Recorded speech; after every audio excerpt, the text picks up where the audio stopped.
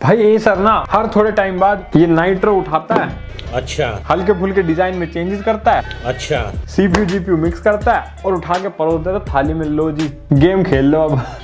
तो इस बार अपने पास एसर नाइट्रो V16 और नाम से पता चल रहा है कि नाइट्रो V और नाइट्रो 16 जो हमने रिव्यू किया था उन दोनों का भाई मिक्सचर है ये, मतलब ऐसे मिला दिया दोनों को। अभी तुम्हें आगे पता भी चलेगा कैसे। और इसमें इंटेल का i5 14 जनरेशन वाला प्रोसेसर डाल दिया जो मैंने अभी तक किसी भी लैपटॉप में नहीं देखा। मतलब ये मेरा पहला लैपटॉप है इस वाले प्रोसेसर के साथ जो मैं रिव्यू कर रहा हूँ। तो आओ फिर देखते हैं भाई ये सर की एक नई हरकत। बॉक्स कुछ ऐसा देख ही रखा होगा तुमने पहले भी, एंड ये ऐसे खुलता है। अब ये लो भाई खुल गया। तो पहले निकलती है 2 यूजर मैनुअल की पुस्तकें, एक निकलती है अपनी पावर कोड, देन आता है 135 वोल्ट का अडेप्टर और सही है, स्लिम सा लग रहा है। एंड चार्जिंग पिन ऐसी है भाई इसकी। देन सफेद कपड़ों में आया है भाई अपना नया लैपटॉप। डब्बे का काम अब खत्म होता है, लैपटॉप का काम शुरू होता है। सबसे पहले डिजाइन पे नजर डालो, पूरा एकदम मैट ब्लैक फिनिश में आता है भाई। सेंटर में अपना नाइट्रो का लोगो बिल्कुल सेम टू सेम है जैसा दूसरे नाइट्रो सीरीज में अब आता है। बस थोड़ा सा डिजाइन चेंज करा है, यहाँ पर ऐसे लाइंस आ रही है, थोड़ी ग्लोसी फिनिश में आती है। एंड यहाँ पर एसर नाइट्रो वी की तगड़ी सी ब्रांडिंग कर रखी है, तो अपर लिड अब काफी ज्यादा मिनिमलिस्टिक हो गई है। बाकी नीचे से वैसा ही ऑलमोस्ट डिजाइन है, यहाँ पर बस एक एन की बैजिंग कर दिया है, मतलब थोड़ा बहुत ऐसे डिजाइन एलिमेंट चेंज करे हैं इन्होंने पीछे से। बाकी यहाँ रबर ग्रिप दे रखी है मोटी सी, और नीचे से पूरा प्लास्टिक बिल्ड में आता है ये। एंड वेंट्स भी दे रखे हैं, ठीक ठाक खुले हैं जो वेंटिलेशन के लिए काम आ जाएगा जो। एंड यहाँ देख सकते हो वारंटी की सील लगी हुई है भाई, तो खुद से अपग्रेड नहीं कर सकते तुम एसर लैपटॉप को, वारंटी वॉइड हो जाएगी नहीं तो। एंड पीछे की तरफ देख सकते हो अपने एग्जॉस्ट वेंट दे रखे हैं, कुछ पोर्ट्स भी दे रखे हैं। राइट साइड पे भी एग्जॉस्ट वेंट और पोर्ट्स हैं, लेफ्ट साइड पर भी सिमिलर सा ही सेटअप है भाई। एंड 2 हमें लेफ्ट और राइट साइड पे डाउन फायरिंग स्पीकर्स भी मिलते हैं। जैसा कि मैंने कहा था कि थोड़े बहुत एलिमेंट्स चेंज करके फिर से लॉन्च कर देते हैं। नाइट्रो 16 अगर तुम देखोगे ना काफी हद तक सिमिलर डिजाइन है, थोड़ी बहुत चीजें डेफिनेटली चेंज करी है बट है सिमिलर सही थोड़ा। और ये जो थोड़ा स्लिम फॉर्म फैक्टर में दिख रहा है ना, ये चीज नाइट्रो V से इनहेरिट करी है, क्योंकि वो थोड़ा पतला और थोड़ा हल्का आता है, ये भारी है भाई, बिल्कुल एकदम प्रॉपर नाइट्रो वाली फील दे रहा है तुम्हें गेमिंग लैपटॉप वाली। बाकी जो वेंट्स वगैरह वो सब चीज ऐसे लग रहा है इन्होंने फुल फ्लेजेड वाले जो नाइट्रो आते हैं अपने उनसे उठाई है। बाकी build quality as usual Nitro की हमेशा से बढ़िया रही है, इस वाले की भी एकदम तगड़ी मिलेगी तुम्हें। अपर लिड फ्लेक्स हमें यहाँ पर नोटिसेबल मिलता है भाई, नोटिसेबल से थोड़ा ज्यादा ही लगा मेरे को। वैसे तो अपनी पॉलीकार्बोनेट वाले लैपटॉप्स में थोड़ा बहुत होता ही है, बट इसमें थोड़ा सा मुझे ज्यादा लगा। बाकी कीबोर्ड फ्लेक्स इतना ज्यादा नहीं है, वो बिल्कुल कम सा ही लगा, नेग्लिजिबल सा। बाकी एक हाथ से ओपन करे तो आराम से हो जाता है, वेट डिस्ट्रीब्यूशन में कोई दिक्कत नहीं है भाई। हिंज की क्वालिटी मेरे को बढ़िया लगी ओवरऑल, इसकी कोई दिक्कत ऐसा सच नहीं लगेगी, स्टेबल लगेगा। बाकी वोबलिंग देख सकते हो थोड़ी बहुत है बट इतनी ज्यादा नहीं है कि कोई दिक्कत आएगी, हल्का फुल्का सा ही है, चल जाएगा इतना। मतलब जो पॉलीकार्बोनेट का मटेरियल यूज किया वो अच्छा है, वैसा ही है जैसा नाइट्रो सीरीज में हमेशा से आया है। तो अपने लैपटॉप का वेट है कुछ 2.5 kg के आसपास। एंड चार्जर यूज करें तो इसका वेट हो जाता है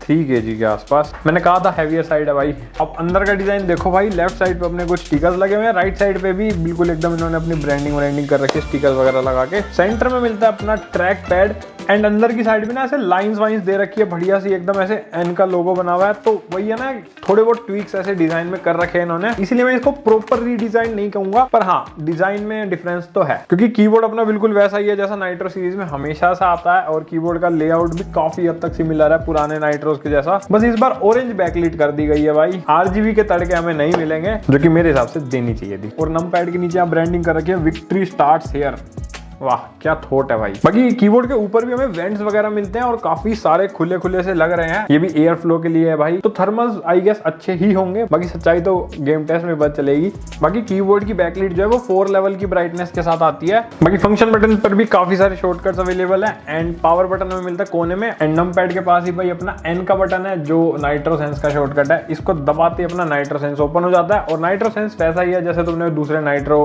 की वीडियोस में देखा होगा, तो उसमें कुछ भी चेंज नहीं है। तो हमारी पुरानी वीडियो में से चेकआउट कर सकते हो, तुम्हें पता चल जाएगा नाइट्रो सेंस क्या है क्या नहीं है। टाइम स्टैम्प अवेलेबल है भाई अपनी सारी वीडियोस में। मक स्विच भी हमें मिलता है, वो भी नाइट्रो सेंस के थ्रू ही चेंज कर सकते हो, बट मक स्विच में ना iGPU का ऑप्शन हमें नहीं मिलता, सिर्फ ऑप्टिमस मिलता है जो ऑटोमेटिकली सिलेक्ट करेगा GPUs के बीच में, और डेडिकेटेड GPU का मोड मिलता है। तो प्रॉपर iGPU पे शिफ्ट नहीं कर सकते हम लैपटॉप को। बट कोई बात नहीं, एक इंपॉर्टेंट चीज बताता हूँ, अगर तुम भाई कोई भी लैपटॉप खरीदने का सोच रहे हो ना, और तुम दिल्ली, नोएडा या गाजियाबाद के आसपास हो, तो भाई तुम्हें एक बढ़िया जगह बताता हूँ, तुम जा सकते हो फ्यूचर IT जोन। ये लैपटॉप भी हमें उन्हीं ने प्रोवाइड करा है, रिव्यू के लिए, ताकि तुम्हारे तक नॉलेज पहुंच सके। तो वहां तुम्हें गेमिंग, नॉन गेमिंग कैसा भी लैपटॉप अवेलेबल हो जाएगा। ऑलमोस्ट सारे ब्रांड के लैपटॉप वहां पर अवेलेबल है और किसी भी मोड से तुम पेमेंट कर सकते हो। फाइनेंस की फैसिलिटी भी अवेलेबल है भाई, और भी काफी सारी चीजें तुम्हें पता चल जाएंगी। डिस्क्रिप्शन में मैं कॉन्टैक्ट डिटेल्स दे दूंगा, वहां से चेकआउट कर लेना, और कॉन्टैक्ट करना चाहो तो कर सकते हो। भाई का रेफरेंस दोगे थोड़ा बहुत फायदा भी हो जाएगा अगर खरीदते हो तो। अब अगर पोर्ट की बात करें तो लेफ्ट साइड पे भाई हमें मिलता है एक RJ45 लैन पोर्ट, एक USB Type-A 3.2 Gen 2 वाला पोर्ट और एक अपना हेडफोन माइक जैक कॉम्बो, और कोने में केंजिंगटन लॉक भी मिलता है। बाकी राइट साइड पे मिलता है हमें USB Type-A 3.2 Gen 2 वाला पोर्ट, ये पावर ऑफ चार्जिंग के साथ आता है और कुछ इंडिकेटर्स भी दे रखे हैं। पावर ऑफ चार्जिंग वही अगर लैपटॉप शट डाउन भी है तो भी इस पोर्ट के थ्रू तुम कोई डिवाइस चार्ज करना चाहो तो कर सकते हो, इमरजेंसी में काम आता है। बाकी बैक साइड पर भी हमें पोर्ट्स दे रखे हैं भाई, एक पावर इनपुट का पोर्ट है, एक HDMI 2.1 का पोर्ट और एक अपना USB Type-C थंडरबोल्ट 4 वाला।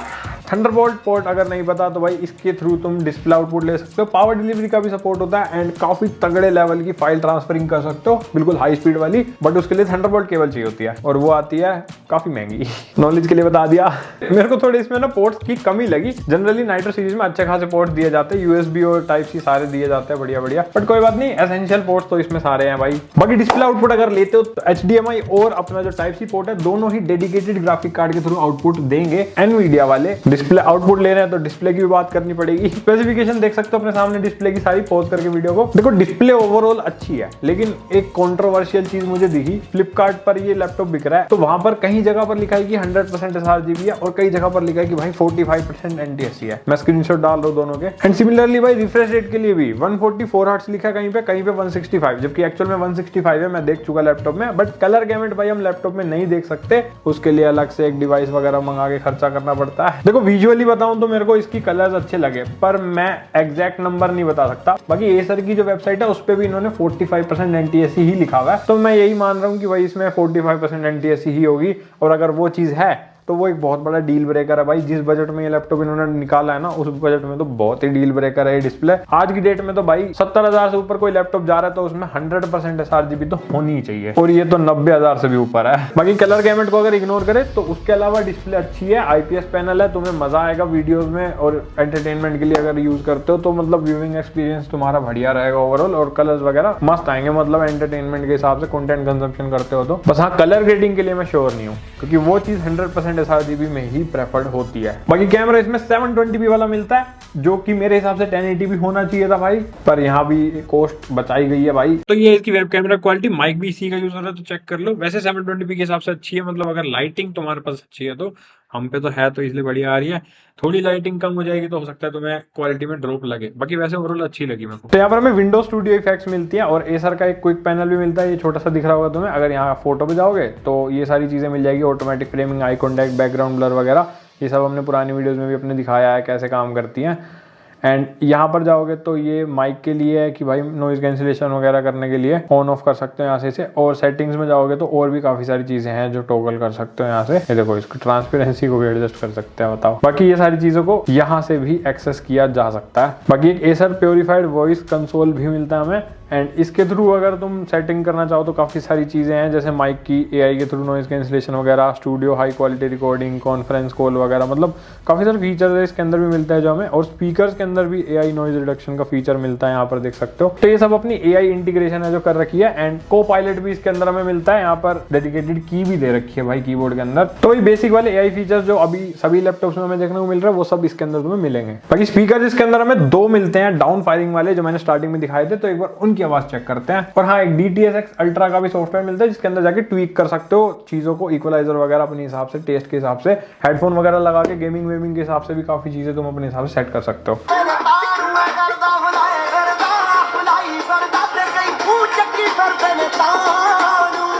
स्पीकर लाउड है भाई डेफिनेटली। बेस इतनी ज्यादा तुम्हें नहीं मिलेगी, मतलब बेस तो खैर कैसी ही मिलेगी, लैपटॉप्स में ज्यादातर नहीं आती है, इन गेमिंग वालों में तो बिल्कुल नहीं आती। पर ओवरऑल ऐसा है कि तुम हाँ अगर यूज करना चाहो अपने डे टू डे लाइफ में स्पीकर्स, तो उस हिसाब से सही है। कोई डिस्टोर्शन नहीं है और बिल्कुल खत्म स्पीकर नहीं है, तो एवरेज से थोड़ा ऊपर मान के चलो। बाकी DTS वाले सॉफ्टवेयर से भी फर्क पड़ता है, अगर तुम ऐसे मोड्स में चेंज करो, वॉइस वाले मोड में थोड़ी अच्छी हो जाती है आवाज। बैटरी की बात करें तो इसमें 57 वॉट आवर्स की बैटरी डली हुई है, जो कि मेरे को कम लगी, क्योंकि 90 वॉट आवर्स दे सकते थे ये लोग अपने प्रीडेटर में भी देते हैं भाई, जिससे थोड़ा बढ़िया हो जाता काम। बट 57 वॉट आवर्स से ज्यादा बैकअप एक्सपेक्ट नहीं कर सकते अगर पूरी कोशिश भी कर ले, ब्राइटनेस कम करके, कीबोर्ड बैकलाइट बंद करके, रिफ्रेश रेट को 60 हर्ट्ज करके, बैटरी सेवर ऑन करके, तब जाकर के कुछ 2 घंटे के आसपास तुम्हें मैक्सिमम बैकअप ये दे देगा। उससे ज्यादा उम्मीद मत करना भाई, क्योंकि गेमिंग लैपटॉप है, नहीं कर सकते उम्मीद। और ऊपर से हम इसे IGPU वाले मोड में भी नहीं डाल सकते, मक्स स्विच के अंदर ऑप्टिमस पे ही रहता है ऑटोमेटिक पे। तो IGPU पे होता तो थोड़ी और बैटरी बच जाती, बट नहीं होगा इसमें। बाकी यूसेज पे भी डिपेंड करेगा, मैंने नॉर्मल यूसेज के हिसाब से बता दिया। अब आती है स्पेसिफिकेशन, क्योंकि हमें परफॉर्मेंस भी तो देखनी है। तो तुम्हारे सामने सारी स्पेसिफिकेशन आ रही है, वीडियो को पॉज करके चेक कर लो भाई अच्छे से क्या क्या चीजें हमारे पास आती है इस वाले लैपटॉप में। SSD की रीड एंड राइट स्पीड भी देख लो, अच्छी खासी आती है। और इस वाले लैपटॉप में किंगस्टन की SSD डली हुई है। बाकी अपग्रेड्स की बात करें तो रैम इसकी 32 GB तक अपग्रेड हो जाएगी, और जो अभी करंटली इसमें 16 GB है वो एक स्लॉट में डली हुई है, तो दूसरा स्लॉट खाली है, 16 की और लगा के 32 कर लो। ये चीज अच्छी कर रखी है उन्होंने। और SSD के एक्स्ट्रा स्लॉट के बारे में कोई इन्फॉर्मेशन अवेलेबल नहीं है, मैं इसे खोल नहीं सकता, वरना मैं खोल के चेक कर लेता। तो वो भाई जब तुम खरीदो इसे तो खरीदते वक्त चेक कर लेना। बाकी जो एग्जिस्टिंग स्लॉट है उसको तुम अपग्रेड कर सकते हो, उसमें 1 TB तक की तो आराम से सपोर्ट कर जाएगी। एक्स्ट्रा स्लॉट की जानकारी भाई तुम एक बार खरीदते वक्त जहां से लो वहां से पता कर लेना। अब आती है परफॉर्मेंस। भाई मैंने कुछ बेंचमार्क टेस्ट रन करे, Cinebench R23 का स्कोर देख सकते हो, Cinebench 2024 का स्कोर भी तुम्हारे सामने आ रहा है, Geekbench 6 में हमें कुछ ऐसे स्कोर मिलते हैं भाई CPU के, एंड यहाँ पर ग्राफिक क्वालिटी का स्कोर भी देख लो। बाकी PC Mark 10 के अंदर देख सकते हो कैसा स्कोर आता है, क्रॉस मार्क का स्कोर भी तुम्हारे सामने आ रहा है, and 3D Mark Times Pi में भाई ग्राफिक्स की परफॉर्मेंस देख लो कैसी निकल के आती है score wise, and VR Mark का स्कोर भी तुम यहाँ पर देख सकते हो।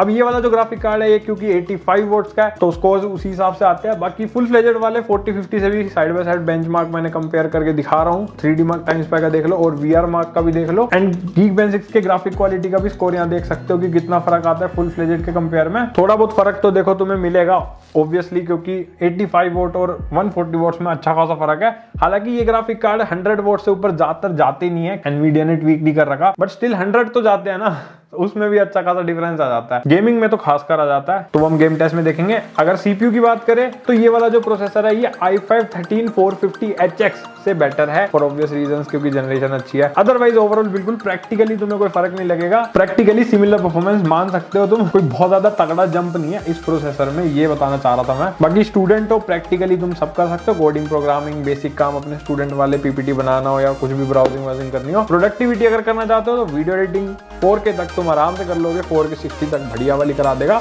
10 बिट फुटेज भी तुम्हारी स्मूथ चल सकती है इसमें बड़े आराम से, और मल्टी लेयर वाली एडिटिंग और फोटो एडिटिंग तो भाई किसी भी लेवल की फोटोशॉप में तुम्हारी आराम से चल जाएगी इसमें, क्योंकि CPU अच्छा खासा पावरफुल है। एंड आफ्टर इफेक्ट्स वगैरह अगर यूज करते हो तो देखो वैसे ग्राफिक कार्ड 6 GB का है तो उस हिसाब से तुम्हारे मीडियम लेवल के काम सारे हो जाएंगे, बट बहुत ज्यादा हाई लेवल अगर आफ्टर इफेक्ट्स यूज करने वाले हो देन तुम्हें बहुत ही तगड़े ग्राफिक कार्ड चाहिए होंगे, क्योंकि आफ्टर इफेक्ट्स में तो भाई सब कम पड़ता है, तो वो चीज अपने यूज के हिसाब से देख लेना।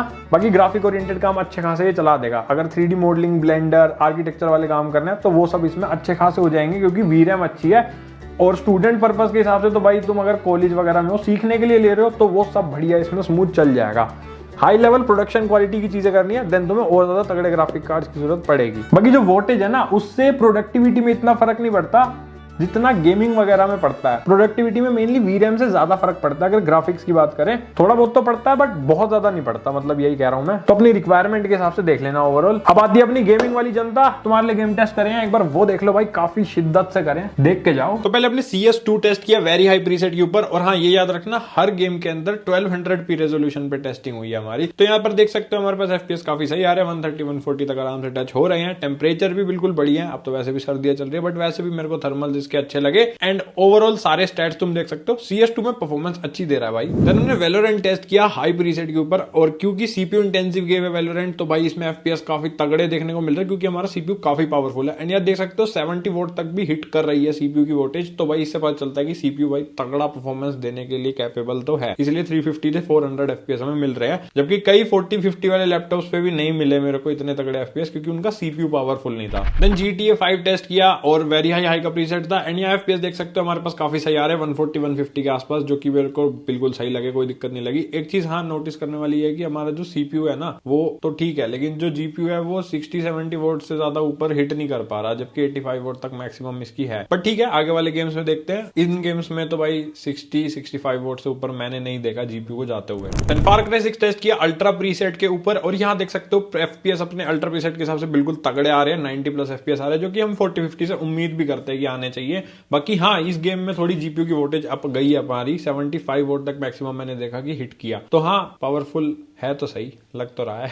बाकी कमेंट सेक्शन में बताओ कैसा लग रहा है भाई। देन RDR2 टेस्ट किया अल्ट्रा प्रीसेट के ऊपर, अब पता चली हमें असली परफॉर्मेंस भाई। यहाँ पर FPS अपने काफी सही आ रहे हैं, अल्ट्रा प्रीसेट के हिसाब से 60+ आ रहे हैं, जो कि आने भी चाहिए। और हमारी वोल्टेज अच्छी खासी यूज हुई है इस वाले ग्राफिक कार्ड की। इस वाले गेम में 80+ अपना हिट किया है ग्राफिक कार्ड इस वाले गेम में, तो पता चल गया कि हाँ केपेबल तो है ग्राफिक कार्ड, बस गेम होना चाहिए भाई चूसने वाला।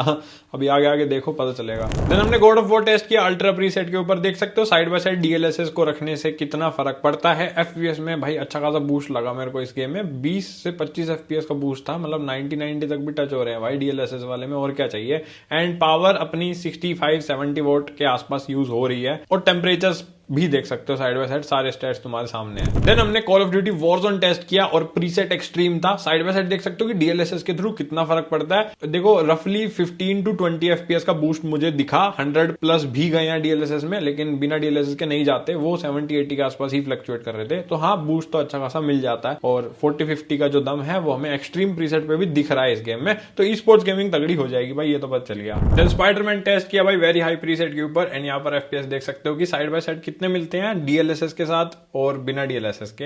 वैसे DLSS के साथ और फ्रेम जनरेशन का साथ मिल जाए तो अलग ही बूस्ट मिल जाता भाई, 130+ FPS चले गए। बाकी उसके बिना भी वेरी हाई प्रीसेट पे अच्छा परफॉर्म ये कर रहा था। देन हमने रे ट्रेसिंग भी ऑन कर दी, और वो भी हाई पे कर दिया भाई। तो उसके बाद देख सकते हो कि कैसी परफॉर्मेंस हमें मिल रही है, अच्छी खासी मिल रही है यार, मतलब बिना उसके भी यार 40-50 FPS टच हो रहे हैं, जो कि बढ़िया लगे मेरे को। और DLSS फ्रेम जनरेशन के बाद तो तबाही मच जाती है, पता ही है तुम्हें, 100+ FPS, मतलब रे ट्रेसिंग भी कुछ नहीं है फिर तो 40-50 के साथ जो परफॉर्मेंस आनी चाहिए वो बढ़िया निकल रही है। मतलब 85 वोट है लेकिन फील नहीं करा रहा है, ये काफी अच्छा परफॉर्म कर रहा है। देन हमने साइबर पंक टेस्ट किया अल्ट्रा प्रीसेट के ऊपर, एंड यहाँ पर देख सकते हो साइड बाय साइड हमारे कैसे FPS आ रहे हैं DLSS के साथ और बिना DLSS के। DLSS के साथ भी अच्छे खासे FPS बूस्ट हो जाते हैं फिल्म जनरेशन के साथ, बट उसके बिना भी अच्छे FPS हमारे पास आ रहे हैं। तो 40-50 अच्छा परफॉर्म कर रहा है, बाकी 80 वोट्स पूरी कंज्यूम हो रही थी इस वाले गेम में। देन रे ट्रेसिंग भी हमने अल्ट्रा पे कर दी, यहाँ थोड़ी भाई FPS फिर ड्रॉप हो जाता है। रे ट्रेसिंग अल्ट्रा खतरनाक है इस गेम की, तो 20-30 FPS उसके बिना मिल रहे हैं, और फिर भी DLSS फ्रेम जनरेशन यूज करके तुम प्लेबल FPS ले सकते हो अल्ट्रा वाले प्रीसेट पे भी। तो ये चीज अच्छी लगी, मतलब 40-50 जैसा परफॉर्म करना चाहिए वैसा कर रहा है, एंड कमी नहीं लग रही कोई। अब अगर फाइनल बात करें अपने इस नाइट्रो V16 की, मेरे को सच बताऊं तो यार देखो थोड़ा सा ये एक्सपेंसिव साइड ही लगा, क्योंकि अभी इसका प्राइस ऑलमोस्ट 1 लाख के आसपास चल रहा है। एंड अभी हमने लोक रिव्यू किया था, 40-60 आ जाता है भाई उसमें 90,000 के अंदर। एंड लोक के साथ साथ एसुस का टफ भी आता है भाई अंडर 1 लाख 40-60 के साथ, और वो भी फुल फ्लेजेड वाला दे रहा है। लोक में 115 वोट का आता है और उसमें 140 वोट का टफ के अंदर, तो वो सब भी भाई अंडर 1 लाख आ जाते हैं। एंड उनमें डिस्प्ले भी भाई 100% चार्ज भी, और भी काफी तगड़े तगड़े फीचर दे रखे हैं। और इसी के परिवार में एक प्रीडेटर भी तो बैठा है जिसमें फुल फ्लेजेड 40-50 आता है i5 13500HX के साथ, और परफॉर्मेंस मैंने बता दिया CPU में इतना कुछ खास फर्क है नहीं। तो प्रीडेटर भी इससे बेटर है भाई, क्योंकि उसकी डिस्प्ले इससे ज्यादा तगड़ी है, और प्रीडेटर तो फिर क्लास है भाई अपने आप में। तो जो अभी इसका प्राइस है ना 95,000 से भी ऊपर चल रहा है, उसमें तो ये डेफिनेटली वर्थ इट नहीं है, क्योंकि 40-50 भी फुल फ्लेजेड नहीं है। इसलिए आई गेस एसर अभी इसको ज्यादा प्रमोट नहीं कर रहा। तो जब इसका प्राइस ड्रॉप होगा ना, जो कि डेफिनेटली होगा मुझे पता है, तब इसे तुम डेफिनेटली प्रेफर कर सकते हो। और